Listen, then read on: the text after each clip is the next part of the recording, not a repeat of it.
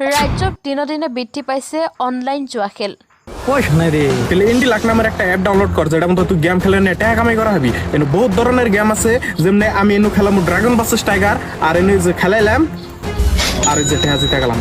হ্যাঁ সাই, এটা ইন্ডিয়ার 100% সেফ আর ট্রাস্টেড প্ল্যাটফর্ম। কালি উইড্রোর মধ্যে ক্লিক করবি আর এই যে ব্যাংক অ্যাকাউন্টে ট্রান্সফার হয়ে গেল পয়সা। যুৱ প্ৰজন্মক ধ্বংসৰ মুখলৈ ঠেলি দিছে একাংশ অনলাইন গেমে। সোণতলীত অসমৰ 9জনকৈ ইউটিউবাৰৰ বিৰুদ্ধে এজাহাৰ দাখিল গুৱাহাটী উচ্চ ন্যায়ালয়ৰ অধিবক্তাৰ। অনলাইন জুৱা খেলিবলৈ প্ৰৰোচনা কৰাৰ বাবে এজাহাৰ। এইবাৰ ধনৰ লোভত একাংশ ইউটিউবাৰে অনলাইন গেম খেলিবলৈ প্ৰৰোচনা কৰি যুৱ প্ৰজন্মক জুৱাৰ প্ৰতি আকৰ্ষিত কৰাৰ অভিযোগ উঠিছে। ইণ্ডিলাক নামৰ অনলাইন গেম এপছৰ প্ৰচাৰ কৰি যুৱ প্ৰজন্মৰ পৰা লাখ লাখ টকা লুটি লোৱাৰ অভিযোগ তুলিছে সচেতন ৰাইজে।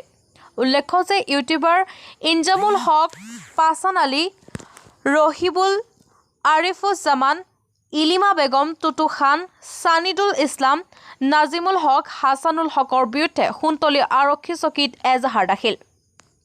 ইউটিউবাৰ কেইজনে বিভিন্ন ধৰণে ভুৱা প্ৰচাৰ কৰি অনলাইন গেমটোত ধন লগাই অসমৰ যুৱক যুৱতীসকল জুৱা খেলাৰ প্ৰতি আকৰ্ষিত কৰাৰ বাবে এজাহাৰ দাখিল। আটাইৰে বিৰুদ্ধে অসম আৰক্ষীক গুৱাহাটী উচ্চ ন্যায়ালয়ৰ অধিবক্তা নুৰ আলম খানে বিহিত ব্যৱস্থা লোৱাৰ বাবে আহ্বান জনায়। News desk report. হয়, আমি বহুদিন ধৰি চাই আছোঁ অসমৰ বিভিন্ন প্ৰান্তৰ পৰা কিছুমান ইউটিউবাৰে নিজৰ মুনাফাৰ কাৰণে এই ছাত্ৰ ছাত্ৰী আৰু কিছুমান অঞ্চলৰ মানুহক প্ৰৰোচনা কৰি আছে, মানে উৎসাহিত কৰি আছে যে তেওঁলোকে যাতে এই জুৱা খেলৰ গেমবিলাক খেলে। সদায় মানে মোবাইল খুলিলেই আহে, এনেকুৱা অতিষ্ঠ হৈ পৰিছোঁ। আমাৰ অঞ্চলৰ বহুত মানুহে মানে কৈ আছে আপোনালোকে কিবা এটা একশ্যন লওক ইয়াৰ বিৰুদ্ধে, যে আমি মোবাইল খুলিবই নোৱাৰোঁ। মোবাইল খুলিলেই জুৱা খেলক, ইমুক গেম খেলক, তমুক গেম খেলক, ইমান টকা লাভ হ'ব, ইমান টকা আমি লাভ কৰিলোঁ। এনেকুৱা কৰি বহুত ছাত্ৰ ছাত্ৰী তথা অঞ্চলৰ বহুত মানুহক মানে জোৰোলাজোৰো কৰি পেলাইছে। তেওঁলোকক সাহায্য কৰাৰ কাৰণে আমি ছ'চিয়েল মিডিয়াত তেওঁলোকৰ বিৰুদ্ধে প্ৰতিবাদো কৰিছোঁ, কিন্তু এতিয়ালৈকে তেওঁলোকে প্ৰচাৰ কৰা বন্ধ কৰা নাই। গতিকে আমি এতিয়া আমি আইনৰ আশ্ৰয় লৈছোঁ। আজি আমি সোণতলী আৰক্ষী চকীত আহিছোঁ, আহি কেনে তেওঁলোকৰ বিৰুদ্ধে আমি এজাহাৰ দাখিল কৰিলোঁ। এইটো এজাহাৰ। আৰু যিকেইজন আমি ইউটিউবাৰ পাইছোঁ, যিকেইজনে বিশেষকৈ বেছিকৈ প্ৰচাৰ কৰি আছে, তেওঁলোকৰ ফটোসহ আমি আৰক্ষী চকীক সমজাই দিছোঁ। তেওঁলোকে যাতে বিশেষ ব্যৱস্থা গ্ৰহণ কৰে। এইসকল ইউটিউবাৰৰ বিৰুদ্ধে তেওঁলোকে সমাজখন ধ্বংস কৰিব সেনেকুৱা এটা পৰিকল্পনা লৈছে। তেওঁলোকৰ নিজৰ মুনাফাৰ কাৰণে সমাজখন ধ্বংস কৰি পেলাব। গতিকে মই অসম পুলিচ তথা DGP JP সিং ডাঙৰীয়া তথা আমাৰ মাননীয় মুখ্যমন্ত্ৰী মহোদয়ক অনুৰোধ জনাইছোঁ, হিমন্ত বিশ্ব শৰ্মা ডাঙৰীয়াক, তেওঁলোকে অতি সোনকালে এই চেঞ্চিটিভ মেটাৰত একশ্যন ল'ব লাগে আৰু এই কালপ্ৰিটকেইটাক মানে কৰায়ত্ব কৰি শাস্তি বিহিব লাগে। তেওঁলোকে বিশেষকৈ স্কুল কলেজৰ ল'ৰা ছোৱালী তথা উঠি অহা যুৱকক বিপথে পৰিচালিত কৰি আছে।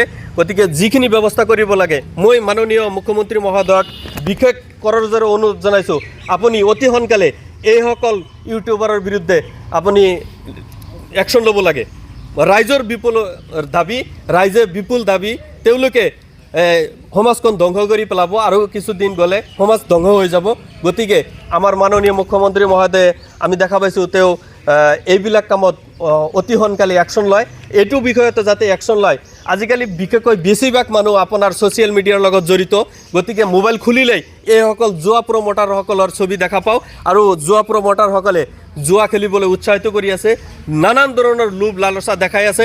গতিকে মই মানে আসাম পুলিচ তথা DGP JP সিং ডাঙৰীয়া আৰু আমাৰ মাননীয় মুখ্যমন্ত্ৰী মহোদয় হিমন্ত বিশ্ব শৰ্মা ডাঙৰীয়াক বিশেষ অনুৰোধ জনাইছোঁ, আপোনালোকে অতি সোনকালে এইসকলৰ বিৰুদ্ধে লিগেল একশ্যন লওক। এইখিনিয়ে ক'ব লগা। হয়, মই বিশেষকৈ অসমৰ যুৱক যুৱতীসকলক অনুৰোধ জনাওঁ যে আপোনালোকে এইসকল ইউটিউবাৰৰ প্ৰৰোচনাত ভুল নাযাব আৰু এই জুৱা খেলত লিপ্ত নহ'ব। তেওঁলোকৰ যিখিনি প্ৰচাৰ কৰি আছে এই প্ৰচাৰৰ পৰা বিৰত থাকিবলৈ আপোনালোকে এওঁলোকক বয়কট কৰক। এওঁলোকক সমাজৰ পৰা ছ'চিয়েল মিডিয়াৰ পৰা বয়কট কৰক, তেতিয়াহে আমি ইয়াৰ পৰা পৰিত্ৰাণ পাব পাৰিম।